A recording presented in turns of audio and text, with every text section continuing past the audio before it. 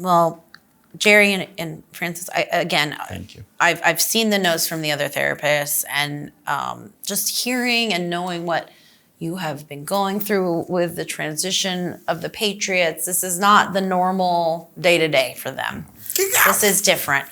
So while we're tabling the Patriots, they're a work in progress. It's a rebuilding year. They're the best 2-4 team in the NFL. What else can we look forward to in your Boston sports world, in your New England sports world? It's the hub of sports right now. We just finished the Boston Marathon. We didn't finish it. We tried to run it, but I snuck in at the end to try to, but they called me.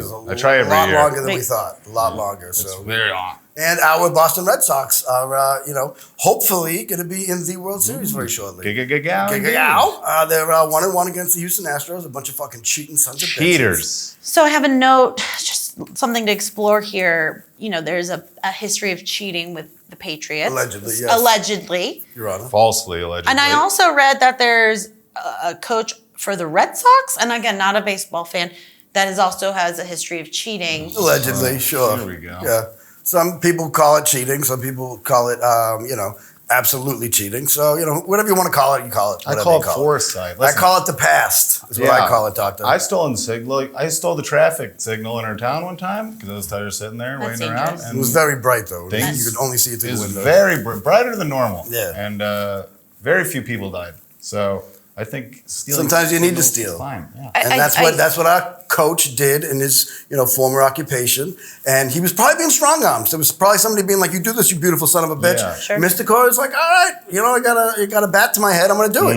And so he banged a couple barrels around and won a couple ball games. Wasn't banged on the trash can. Yeah, exactly. Like Doug Funny. Absolutely. Hit song. That's how my dad used to warn us. He used to just smash the trash cans and we'd be like, "Oh, he means business." I hear you all, and I just feel like hear I'm him from hearing down a the block. lot of justification.